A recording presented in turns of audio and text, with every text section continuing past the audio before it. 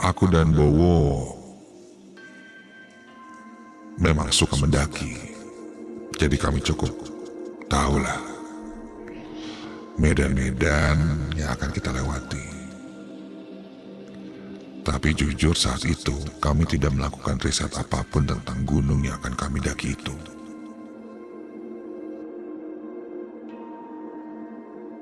Aku dengan gampangnya bilang gunung ini adalah gunung yang mudah dan ramah untuk para pemula. Perjalanan yang cukup panjang membuatku bisa beristirahat sejenak.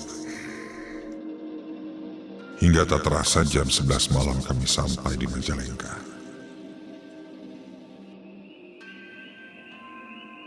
Sesampainya di lokasi pendakian, kami sempat kebingungan karena tidak ada yang mau mengantar kami ke base camp dengan alasan medannya cukup sulit dan gelapnya malam. Sampai tiba-tiba saja lewat sebuah kendaraan, sebuah mobil yang ditumpangi oleh seorang bapak-bapak. Melihat kami yang sedang kebingungan, bapak itu pun menghentikan mobilnya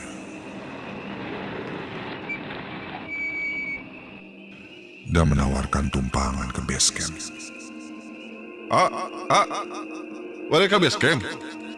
Ayo atuh ngangga mobil saya weh, ayo. Karena tak ada pilihan lain, kami pun bergegas menaiki mobilnya. Aku duduk di samping bapak itu dan teman-temanku di belakangnya.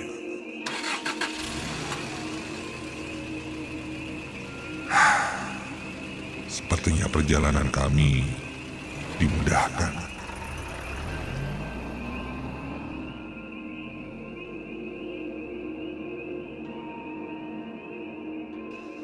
Bapak ini mungkin salah satu warga yang tinggal tak jauh dari tempat pendakian. Dalam perjalanan menuju base camp, bapak itu bertanya pada kami. Dari mana ya teh? Dari Bandung, Pak. Masih anak-anak sekolah. Lagi libur, ya ngisi liburan mau naik gunung. Ya cuma berlima aja sih, Pak. Yakin mau naik cuma 5 orang? Atau saya temenin aja tuh biar pas 6 orang? Hah? Oh, nggak usah, Pak. Nggak apa-apa. Santai.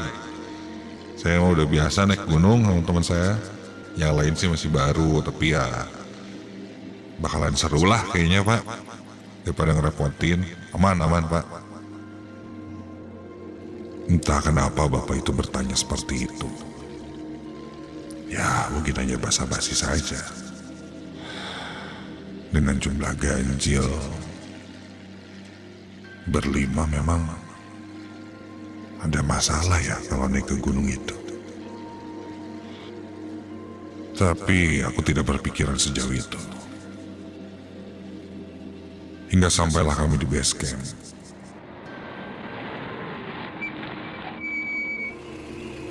Selesai mengantarkan kami, bapak itu pun pergi.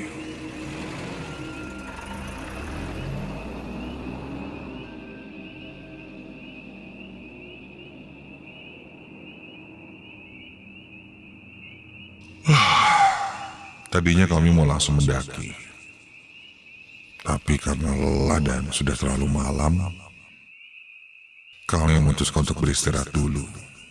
Tidur di salah satu warung yang ada musolanya di sana.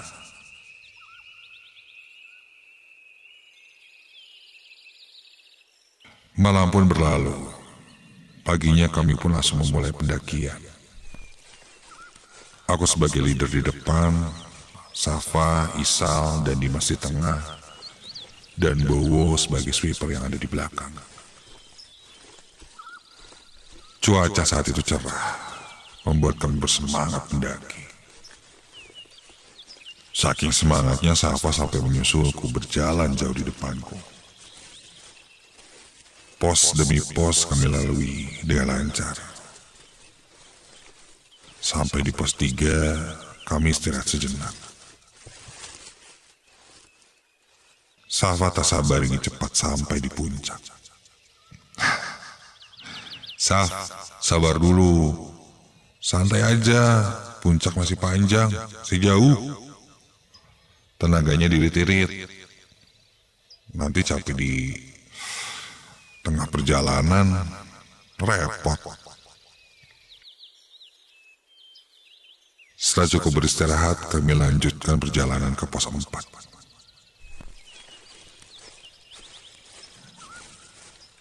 Di tengah perjalanan, kami berpapasan dengan kelompok pendaki asal Purwakarta. Bowo bertanya pada mereka, bagaimana kondisi di sana, di atas? Mereka bilang, katanya semalam tidak bisa tidur.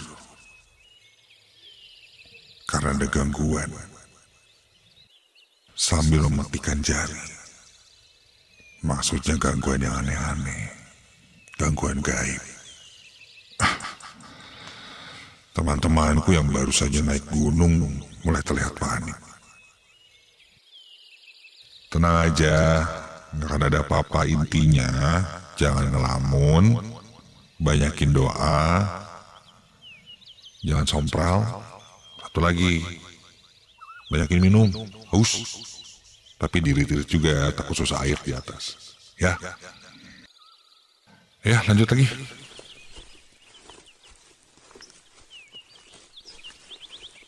Karena pendakian kami ini pendakian santai dan tidak terlalu terburu-buru juga, sampai di pos 4 kami mendirikan tenda.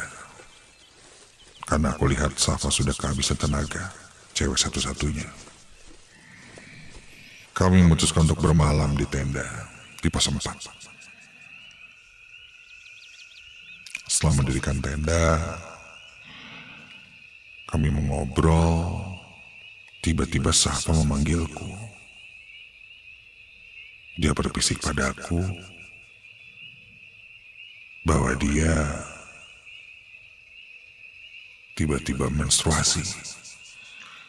Tapi untungnya dia memang sudah berjaga-jaga, membawa pembalut dan kebutuhan lainnya. Tapi dia bingung ketika menggantinya seperti apa di gunung. Dan lagi ini pertama kalinya dia naik gunung. Aku bilang bersih-bersih aja seperti biasa. Tapi bekasnya atau yang kotornya jangan dibuang sembarangan. Plastikin aja dulu. Jangan dibuang sembarangan lah pokoknya. Begitu titipku pada Safa. Malam semakin larut.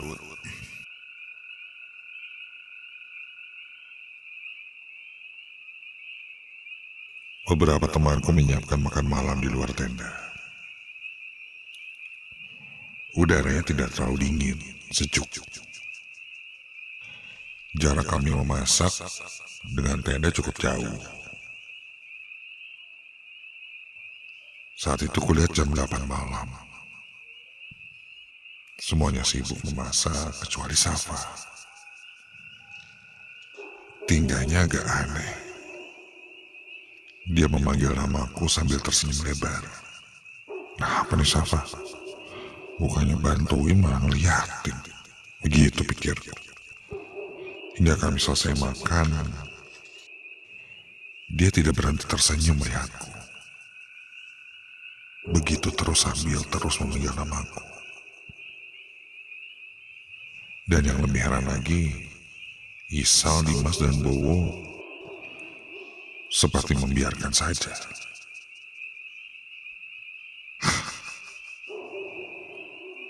Kok Safa ngeliatin terus?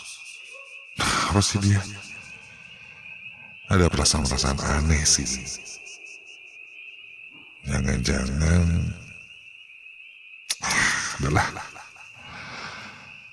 Setelah makan malam selesai, Aku lanjut membersihkan peralatan memasak tepat di belakang tenda. Sementara yang lain membereskan matras tempat kami makan. Ketika aku lewat depan tenda, ku dengar ada yang berbisik memanggil namaku. Put, sini. Safa. Ternyata itu Safa yang memanggilku dari dalam tenda.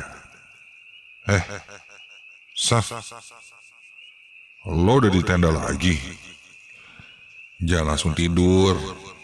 Nanti perutnya sakit. Mending bantu-bantu, Gih. Makannya udah, tadi bantuin enggak. Malah ngeliatin terus. Maunya apaan sih? Lalu Safa sedikit menarik tanganku dan menatapku dengan serius. Gini, tadinya tuh aku mau ikut makan. Tapi pas aku bangun tidur, aku ngeliat ada cewek yang pakaiannya bener-bener sama kayak aku. Ya aku takut lah. Jadi aku gak keluar ikut makan.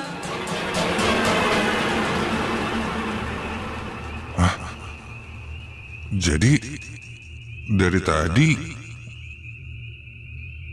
kamu di tenda? Nggak ikut makan keluar? Dalam hati aku bertanya-tanya. Bulu kuduku berdiri merinding seketika itu. Lalu yang tadi makan bersamaku siapa?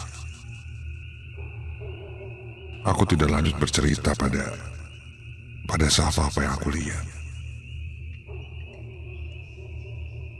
Safa sempat menatapku keheranan, penuh tanda tanya. Aku bilang, udah istirahat aja. Teman-teman yang lain pun sudah mulai beristirahat. Setelah membereskan peralatan makan, aku berdiam sejenak di depan tenda. Tiba-tiba aku lihat seorang pendaki datang sendirian. Lalu dia mulai mendirikan tenda. Aku bertanya padanya. Baru datang, Mas?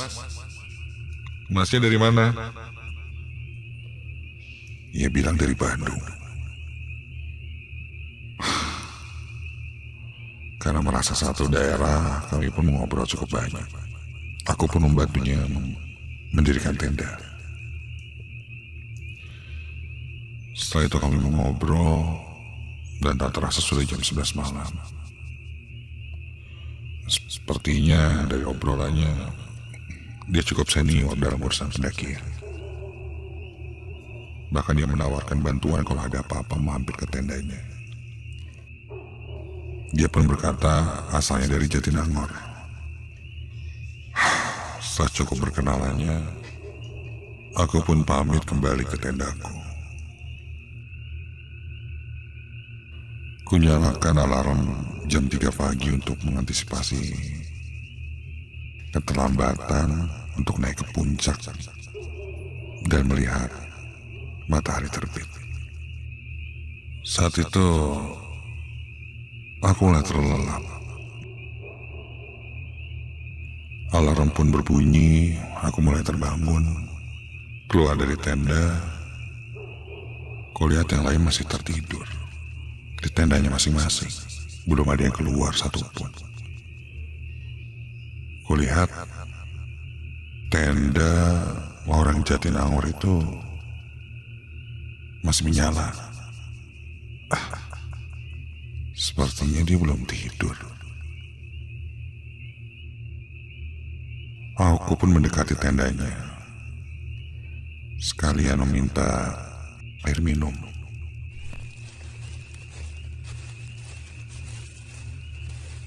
Kang, punten Kang. Saya mau minta air, ada nggak Kang? Namun tidak ada jawaban. Jangan-jangan tidur. Tendanya memang terbuka sih, tidak ditutup rapat. Kang? Punten, Aku sibakkan sedikit penutup tenda untuk melihat ke arah dalam dan... Astaga! Hah? Itu apa? Bulu kuduku berdiri merinding seketika ketika kulihat yang di dalam tenda. Ada satu sosok yang terbalut kain putih. Terbaring di dalam tenda. Dengan kepala yang menghadap posisinya ke hadapanku.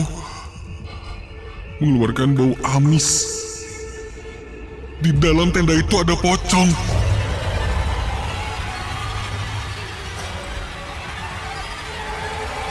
Kontan aku langsung berlari.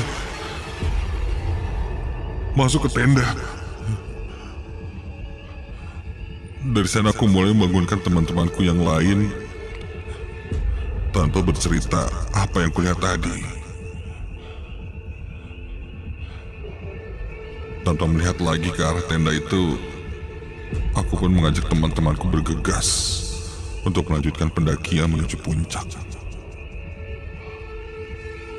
Dan ketika aku keluar tenda yang tadinya ada di depanku, yang berkata dia orang Jatinangor, tendanya sudah tidak ada. Hanya tenda kami saja di sana. Astaga. Tanpa pikir panjang, aku pun lanjut mengajak teman-temanku untuk segera berkemas.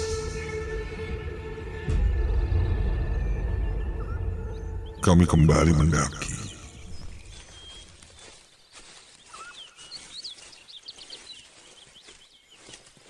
Dan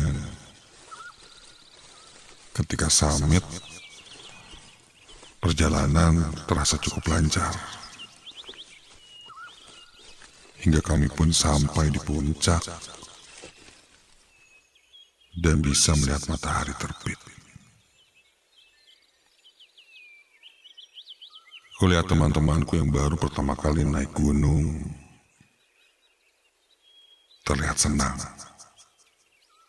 Ini pertama kalinya mereka mendaki sejauh itu. Waktu berlalu setelah cukup puas menikmati puncak. Setelah mengabadikan momen foto-foto, kami turun, dan ketika akan turun, aku berpapasan dengan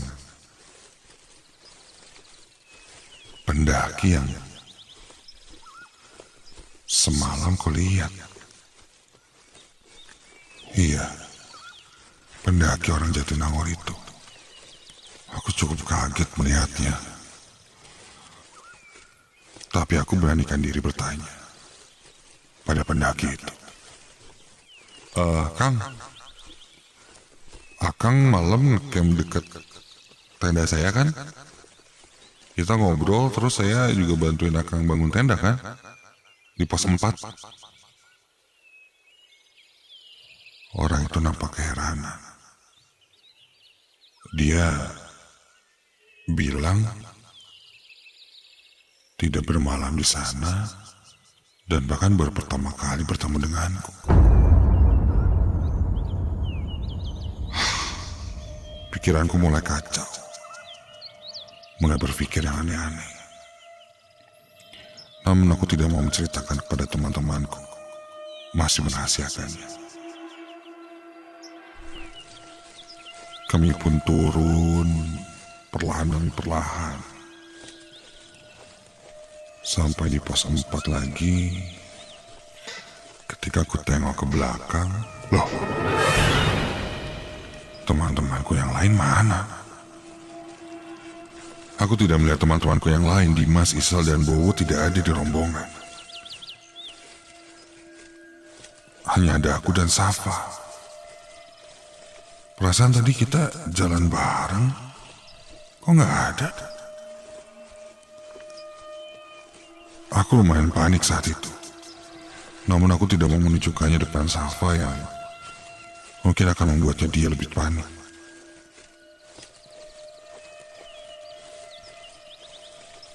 Kami hanya tinggal berdua saat itu.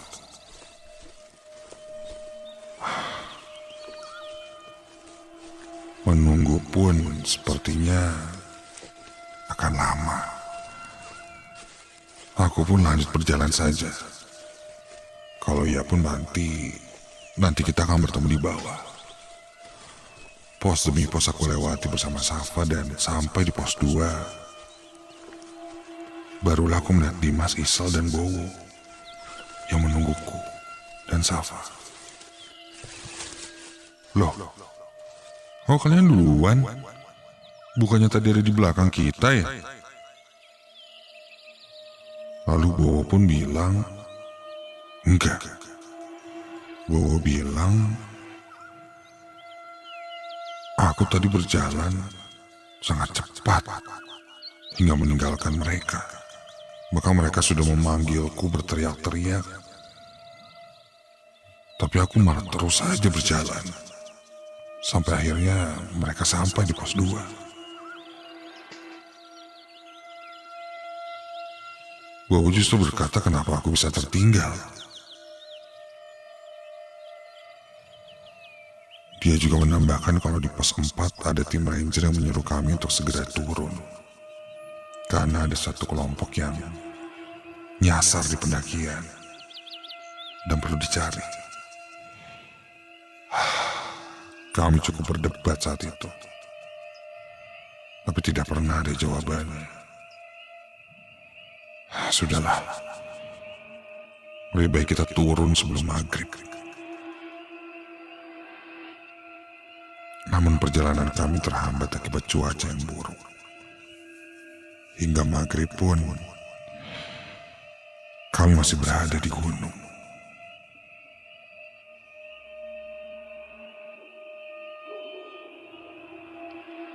Tenaga sudah mulai habis, rasa kantuk mulai datang. Pandangan mulai kabur. Tiba-tiba saja ada yang menepuk pundakku dari arah belakang. Ketika aku lihat, ternyata seorang ranger.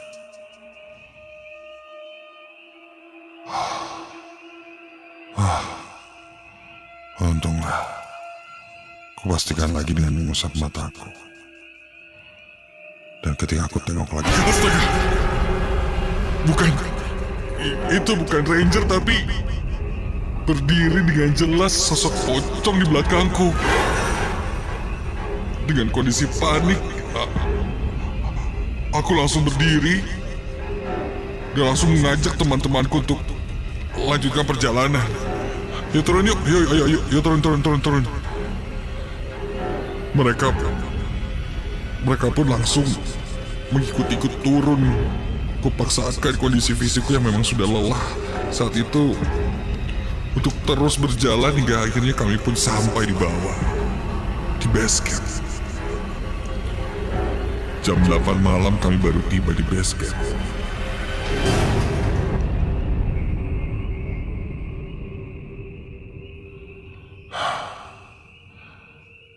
Ketika itu, kulihat ada mobil yang sama yang mengantarkan kami, bapak itu. Dia mendekatiku dan bertanya, bagaimana keadaan kami semua? Ku bilang, kami turun dengan selamat dan tidak kurang satu pun. Aku pun ceritakan apa yang kualami di atas.